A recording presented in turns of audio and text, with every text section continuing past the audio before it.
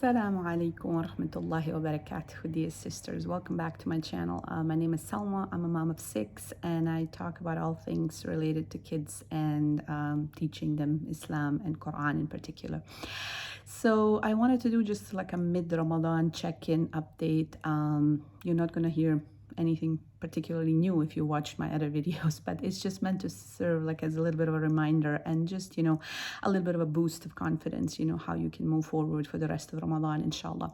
So here where I am when I'm recording this is the day 15 of Ramadan, right? And so as you might notice in your own community and in your own family, things have started to drop off a little bit. Last night, the Taraweeh at the masjid, half the amount of people, than it compared to beginning of Ramadan. And, most people have kind of this dip and, as they gear up towards maybe the last 10 nights, inshallah, right? Particularly you see it in the masjid, but I'm sure our energy levels at home are in the kind of similar area.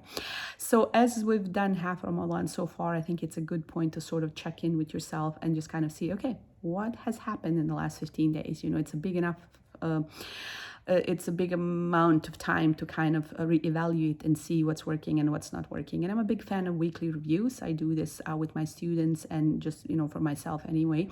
And so the idea is like just to check in and see kind of, okay, what has happened in the past and where has my time gone? What were the things that worked pretty well? And what are the things that are not working? What are the things that I'm getting stuck in? And how can I change things up, right? Because if I ignore it, if I don't review it, right, then we're just going to keep falling into the same pitfalls, right? And so this reviewing of our time kind of gives an idea where we're getting stuck, right? And so as we look back at the last 15 days, you can start asking you simple questions, like as you're watching this video, and again, I always say have a pen and paper while you watch my videos, so you can do your own exercises as we go. How was your sleep? Were you exhausted? How is the fasting going? How are you managing with your health? Do you feel okay? Do you feel tired? Particularly if you're breastfeeding or if you're pregnant, I urge you to reconsider your fasting arrangements if you're attempting to fast. It's really hard on the body, and there is the idea that a lot of women give up on breastfeeding. A lot of women are pushing themselves beyond what they're supposed to do Islamically, right? So consider where you're at, especially if you're breastfeeding or if you're pregnant, your body is under a lot of stress, under a lot of work already, right? So fasting might not be the best idea at this particular moment in your time. And don't despair. It's okay. There will be a time where you go back into fasting. There's a lot of seasons of life, as I keep mentioning, right? And there will be a time where we're going to be able to do other things. But at the moment, you're nurturing, a new life. And so consider that, right? Maybe you're not pregnant or breastfeeding. Maybe your kids are in school. Maybe your kids are, preteens. Maybe your kids are running around, preschoolers, these kind of things. You're tired just trying to keep everybody fed and everybody put to bed and these kind of things. So consider, how are you doing as a mom? How is fasting affecting you? Are you tired? Do you need to add some sleep? And there's nothing wrong with resting in Ramadan, so you can show up for the ibadah. There is no point in staying up all night praying and then we miss Fajr and then we miss our other salahs, right? Because we're so exhausted, right? So prioritize your well-being so you can show up. And this is particularly important for moms, right? Like, how are we doing? If you happen to be on your period, don't despair. Like there's a lot of women I've seen online talk about, being upset if you're on your period, what is it that you can do? Those are all things that Allah has decreed for women, right? And so our acceptance of it is part of our ibadah. Our acceptance of, our health and natural states as women is an important of our reality as Muslim women, the way Allah has created us, right? So don't despair. There's many other things you can do, and take that break. If Allah has determined for you to be on your period during Ramadan, don't feel bad, don't hide, don't feel like you're the pariah and, the outcast of the community, right? So use that towards good. Use that, to maybe do something else. Maybe you can host the guests on those days, or you can, reach out and do some charity and these kind of things, right? So there's many, many other things that we can do, but it has to be appropriate with our state. So self-awareness is key. Like you have to be aware which stage of life you're in, and don't compare yourself to others that might not be in that same stage, right? Like don't push yourself beyond what's necessary. So as you're kind of evaluating your situation, consider okay, what are my pain points? What's going on? What's bothering me? What are the things that we're consistently getting wrong? Maybe it's stress at suhoor. Maybe kids are having a hard time waking up. Maybe we're all cranky mid-afternoon. What is it that we can do? Maybe in the evening, when after everybody has eaten, there's this burst of energy and everybody's jumping around and everybody is, full of energy. How can we deal with those pain points in your day, right? Consider that. And then also consider what are the things that have gone really well in the last 2 weeks, right? Lean into that gratitude, subhanallah, alhamdulillah, Allah has made this possible for you, so consider all the beautiful moments that have gone well, and then lean into that gratitude, because without Allah's help, we wouldn't be able to do it, right? And so as you're kind of reviewing, think to yourself, okay, what is it that I can take with me for the next 2 weeks? We are at the halfway point. How can I, increase the good that I'm doing? How can I, and we remind ourselves again, what's the point of Ramadan, right? The point of Ramadan is not just to cook and clean and, serve our families, which is an important part, if we're mothers.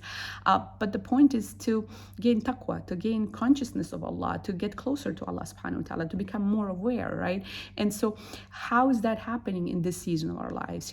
Will it be through adhkar? Will it be through being mindful about your prayers, right?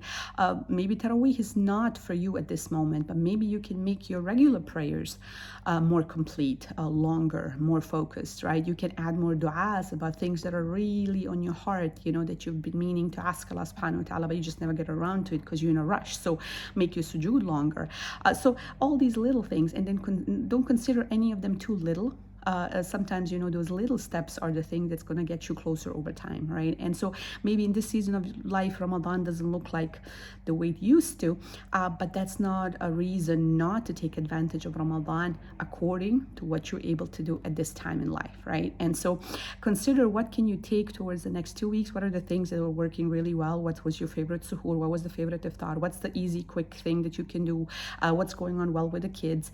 How can you, all these good things, and just do more of that, and then try to reduce the things that were a pain point. Have a conversation with your spouse and say, hey man, this was really hard.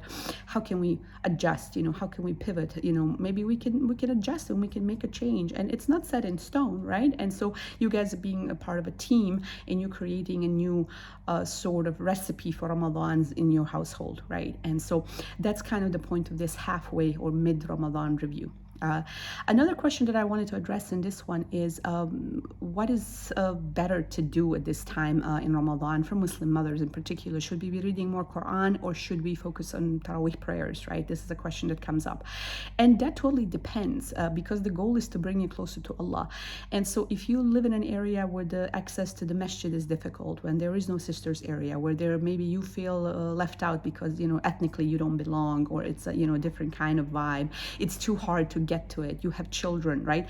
Taraweeh might not be the best idea that's going to get you closer to Allah, right? Like, because it's going to be too much stress. You don't know what to do with the children. There's no babysitting, or maybe the babysitting is chaotic and these kind of things, right?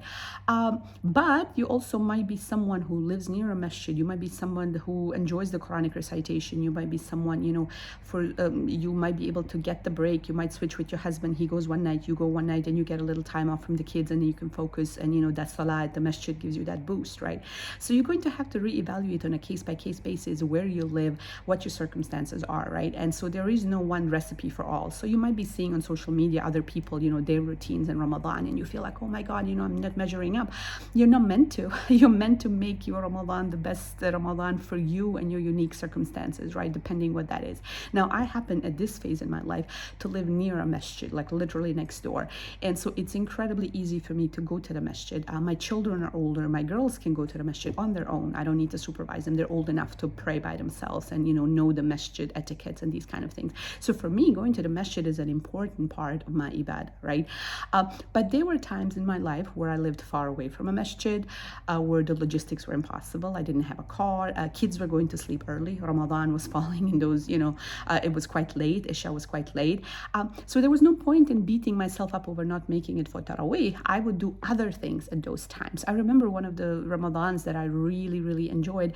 This is when my boys were little, and I would put them to bed really early. They kept still their schedule. My husband would go for Taraweeh, and I would be by myself at home, and I would read the Qur'an, and I would, read the translation at that time, because my Arabic reading maybe wasn't as fluent, and then I would make notes for all the juz that I was reading and these kind of things.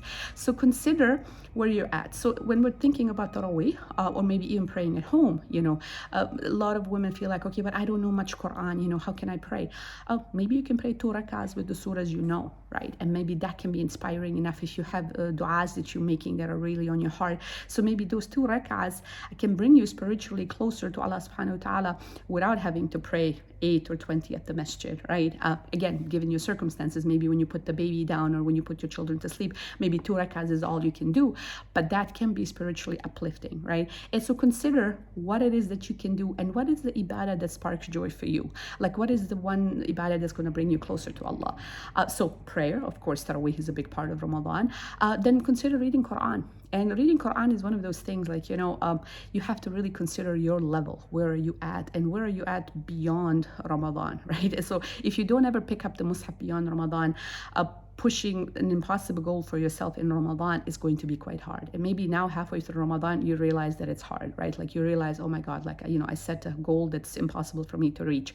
Don't give up, just adjust, right? And so maybe if your fluency level is not at that point where you can read the whole Quran once in Ramadan, maybe you can set yourself a smaller goal. Maybe you can say, hey, I'm going to read one of the long surahs, or I'm going to read half the Quran, or I'm going to read one juz but really carefully, and I'm going to, and so consider where you're at. Consider sort of in the fluency level. Maybe all you can do is read juz amma, or maybe you're someone who's used to reading Quran regularly, so you can push yourself in Ramadan, and then you can say, hey, I don't want to finish the Quran once, I want to finish it twice, right? I'm going to make more time for it. And again, keeping in mind your circumstances as a mom. I know I sound like a broken record, like, I'm keep saying the same things, but this is the reality that I see. I see that mothers are so disappointed in themselves and their ibadah on Ramadan, that they're so hard on themselves. Meanwhile, they're not considering the season of life they're in. And so I'm not saying don't do anything, right? But I'm saying is adjust the ibadah, so you can adjust your worship, so you can get closer to Allah in this month, but in a way that's appropriate to your current season, right? So you can make adhkar, you can make dhikr, you can say la ilaha illallah, you can read Quran, little bits and pieces, maybe on your phone. Maybe you can delete social media, and instead of scrolling on Instagram, you can scroll through one page of Quran, right? So figure out what's easy for you in this season of life, right? And stick with that and do more of that, right? Instead of picking something that's virtually impossible, right? Now, so for some women, they say masjid is distracting, they don't want to do it, right? And for some women, masjid is the thing that makes it particularly special in Ramadan. So if the masjid is the thing, if praying Taraweeh is important to you, make arrangement with your spouse. It doesn't have to be every night, but maybe that one night going to the masjid, it's going to give you the boost, to keep you going in Ramadan, right? And so you can make these arrangements. Or if reading Quran is super important to you, but your kids are constantly interrupting, again, set aside some time, where you can focus on what's available, what's within your reach, and focus on the reading, focus on these kind of things. And now I'm particularly here focused on the mothers, all the stuff that for mothers, it's kind of like we are teaching our children, we are trying to squeeze the most productivity out of them, right? And we're trying to teach them Islamic rulings. We're focusing on making sure they go pray, we're focusing they read the Quran. I would like to suggest a different approach. Make sure you do all these things. Make sure they see you trying to get better. Make sure you're that example. They don't need to need us to save them. That's what I wanted to say. They don't need us to save them. They need to watch us saving ourselves, right? They need to have that example. They need to see how it is when after iftar, I'm sitting and I feel like, I don't know if I should go. Should I go for Taraweeh? I'm feeling a bit lazy. And then I say to myself, no, it's okay. I can do it. Like, they need to see that in action. They need to see how I say, I got behind on my Quran reading, but now I'm going to catch up. They need to see in real life how we're modeling that kind of behavior, instead of just us yelling at them and telling them, you know, what to do and these kind of things. And as we mentioned before, just being kind to your children, just extending that grace, apologizing if you mess up. Everybody is on high alert in Ramadan, like, you know, we're hungry, we don't have any distractions. So I'm sure there has come up, you know, situations in your family where you've been cranky, where something has gone wrong. We have gotten into arguments for sure on my end, and I've tried to be mindful and, you know, try to take responsibility for my behavior and say, okay, yeah, sure, that wasn't right, sorry, let's kind of, how can we move forward, how can we do it better? And kids are struggling in the same way we are. It's just we need to be that safe haven for them. We need to be the role models. We need to be that stability that's going to show them how they will handle their Ramadans, inshallah, coming up, right? So I hope this helps. We're halfway through. Reconsider where you're at. Do more of what's working, increase it in little steps, do things that spark joy for you Islamically, that bring you closer to Allah. Make sure you communicate that with your spouse and with your household, and inshallah I will see you in the next video. Assalamu alaikum wa rahmatullahi wa barakatuh.